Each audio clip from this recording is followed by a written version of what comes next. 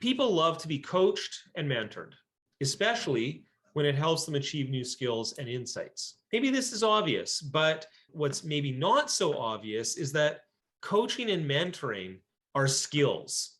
And so as a manager, you need to conscientiously develop your own skills to coach and mentor. You know, for example, if you think about a sports team has a coach. The coach is partly an expert on the game itself, probably has practiced the game at some significant level, but they know the rule book. They also know a lot of associated things, right? They might know about biomechanics, they might know about health and nutrition. There's other aspects beyond just the rule book and the game itself that a coach knows about, and crucially, knows how to interact with individuals and the team to effectively help them achieve new skills and insights. Techniques like powerful questions. Some of you might have heard of this technique. This is a coaching technique. There's many other coaching techniques that would go into that. Second one, creating a safe, motivating environment to work within. I use this word safe in a very particular way. When I'm talking about safe here, I'm talking about psychological safety. Now, psychological safety assumes physical safety, right? Like if you don't have physical safety, that's also important. But psychological safety is the idea that people are not worried about their jobs. They're not worried about being yelled at. As an individual, by the way, I mean, a business can be in trouble financially and still have a psychologically safe environment. Psychological safety means that people don't worry about bringing up problems.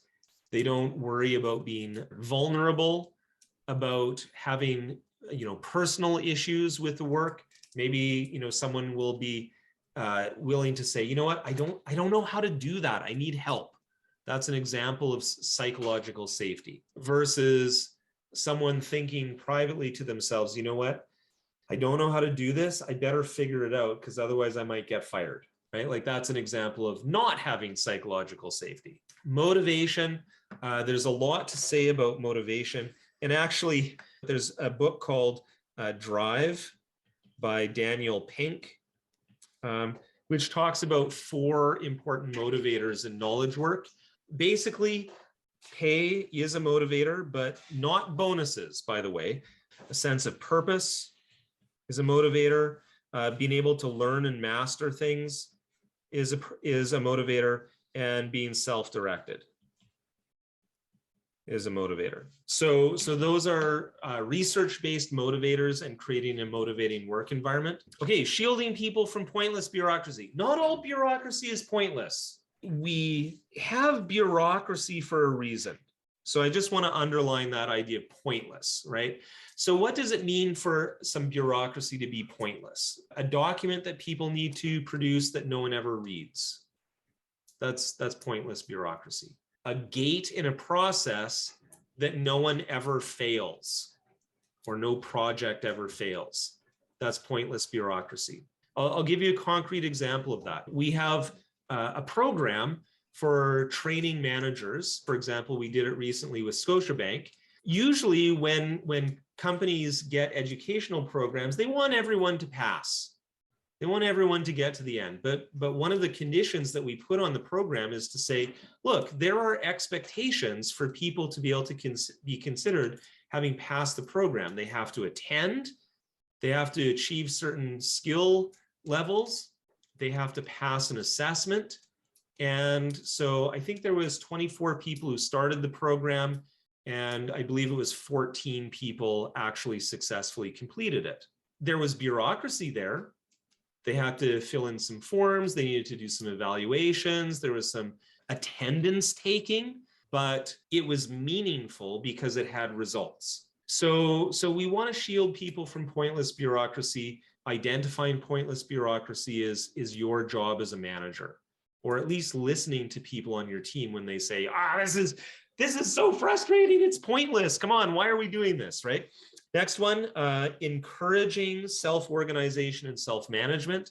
What's the opposite of this? Well, discouraging it is punishing people when they make mistakes, Here's a really common one for this one. When you have detailed job descriptions, that's actually discouraging self-organization and self-management.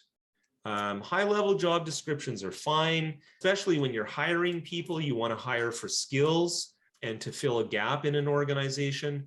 But almost immediately, people need to know that they have the freedom to do whatever it takes, regardless of their job description.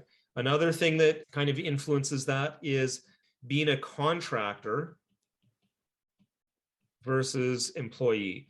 It depends on your jurisdiction. Here in Canada, for example, if you hire someone as a contractor, there's certain things that the Canada Revenue Agency requires for that person to be considered a contractor and not collect, the various benefits from the taxing system that we have here in Canada.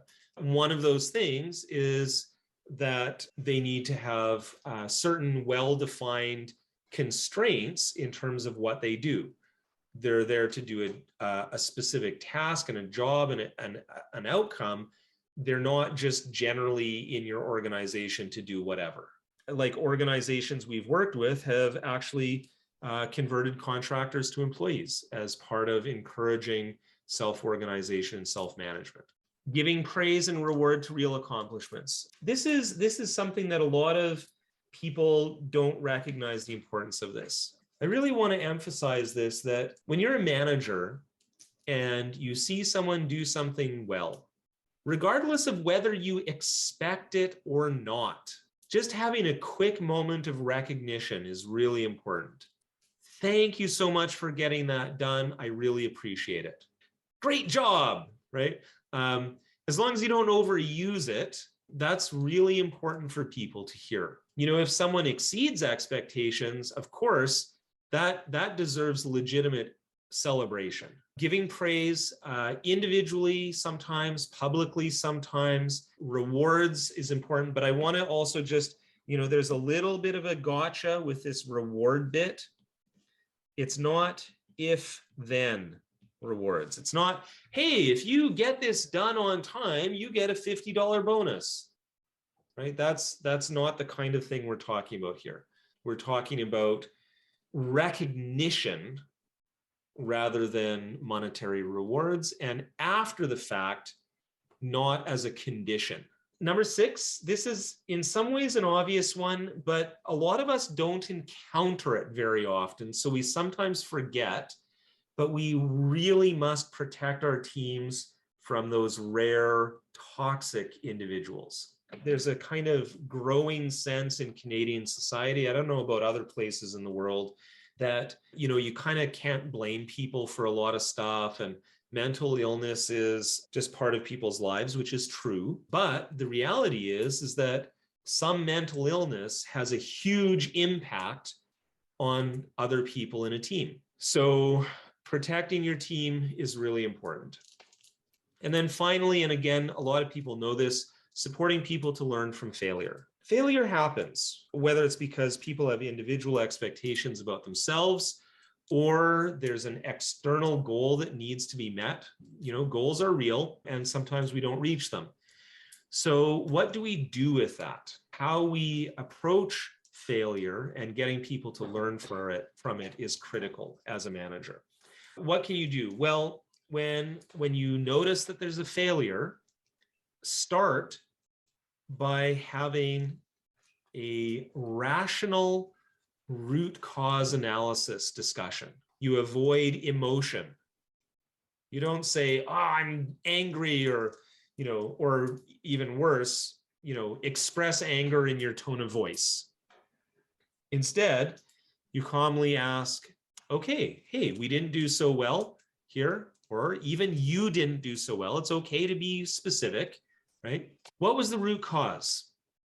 Let's dig into this and see if we can figure out a way to improve either the environment or your skills or whatever is necessary so that we learn from this and make it better for the future.